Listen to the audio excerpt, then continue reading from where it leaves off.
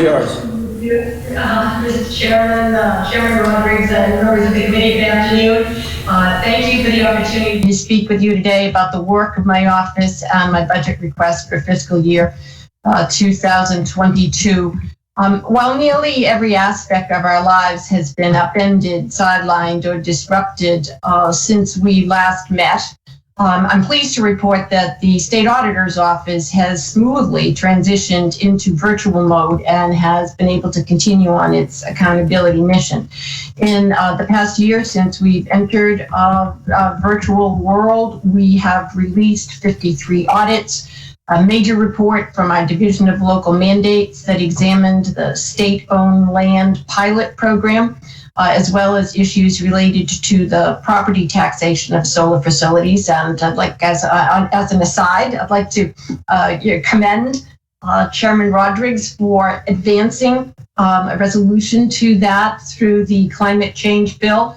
We were glad to help you in your ongoing efforts to get that across the finish line. We also produced an end-of-year report detailing over $8 million worth of public assistance fraud. Previously, I've come before this committee and asked for allocations that would allow us to invest in new technology, and I want to thank you for those investments. They are the reason why on March 13th of last year, when many agencies across the state government were struggling to equip their staff to work from home, we were able to transition largely seamlessly. We take great pride in our efforts to make government work better and ask for your support to continue this work. For FY22, we're seeking what is essentially a maintenance of effort budget, one that continues current staffing levels and does not contemplate any costly new initiatives. There is an increase of some $700,000 that we are seeking. Primarily, that is to accommodate increases in 2 office space leases, as well as assumes a gradual return of our workforce to all of our physical locations this year, consistent with the planning going on in the executive branch offices. I expect that when we do return, it will be with a new model that combines in-office and virtual work, and we are still very much in the planning stages of building that. Financial support from the legislature has really helped our office become a national leader in accountability, and this continued financial commitment is increasingly important as my office undertakes auditing of federal pandemic relief allocations. That said, as I said at the outset, we're not looking for new staff. It's our intention to accommodate this work within our regular cycle of agency audits. You may recall that during the previous recession, the previous financial assistance program known as ARA, the American Recovery and Reinvestment Act, there was a special audit unit set up within the auditor's office to audit spending of federal assistance. We are not intending to do that at this time, although if you'd like to provide us with the resources, we'd be happy to reconsider our approach.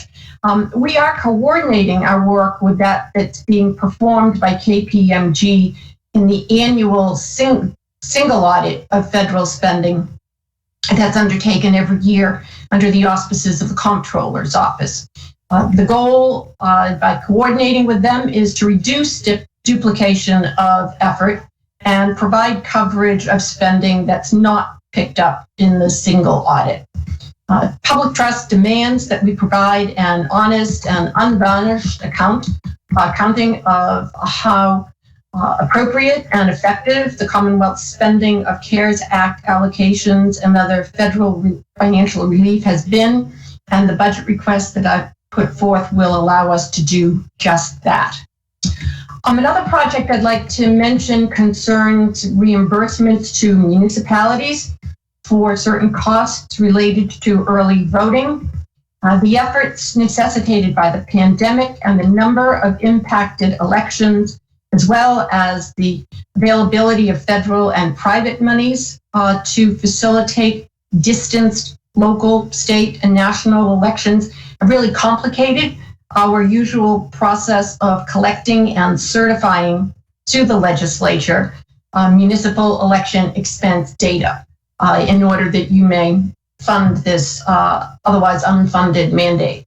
It has taken us some time to create and test the survey mechanism that we're going to use to collect that data from municipalities. Final testing occurred last week on the technology, and we expect to be sending it out this week to municipal clerks, along with a schedule of planned webinars to assist them to complete the survey. Throughout this process, my office has been in regular communication with the Secretary of State's Elections Division, and we will be joining forces to help get these numbers collected and certified to you in time for your budget deliberations occurring next month. Finally, I just want to comment on two other areas that have been the subject of work by our Division of Local Mandates. The first is the recently passed police reform law. Its passage was a monumental step forward for the Commonwealth, one that I and many other members of the public commend you for taking. Its implementation, however, is just as important as its passage was. The Massachusetts Peace Officers Standards and Training Commission needs adequate funding to succeed in its mission. Our report in 2019 on the state's current police training council laid bare the inadequacies in funding, and with an expanded mission, the need for additional resources still more acute. You had previously taken action to create a revenue stream for police training, but given the impact of the pandemic on car rentals, the rental fee, which was supposed to support these programs, is not generating enough money to fund this work. And I urge you to be mindful of that as you make your funding decisions, whether it's in a supplemental appropriation that the governor is going to be seeking or in the budget that you are contemplating right now. The second issue is that of the pilot program for state-owned land, which was the subject of a DLM report last year. This program provides payments to municipalities in lieu of property tax payments for land that is owned by the Commonwealth. Senator Hines, Adam Hines, and I have co-sponsored legislation to fix some of the problems with the program, but at the most fundamental level, it's an issue of resources. During the last 20 years, the program's funding has not met its statutory obligations to reimburse communities.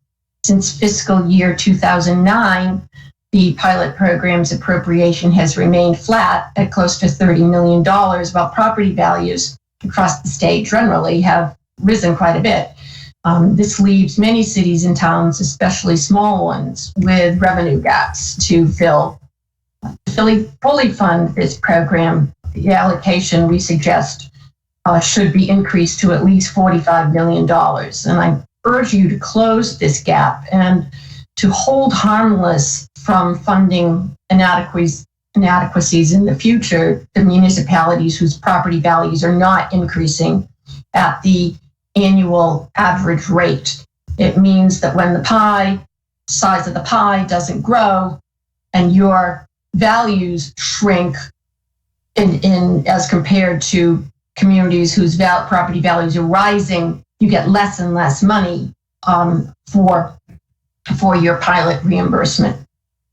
So as the state continues its slow path out of this crisis, I know the job of creating a budget that supports that recovery is not an easy one.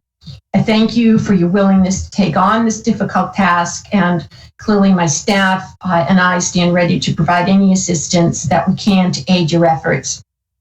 Thank you for holding this hearing. Thank you for your service to the residents and taxpayers of the Commonwealth.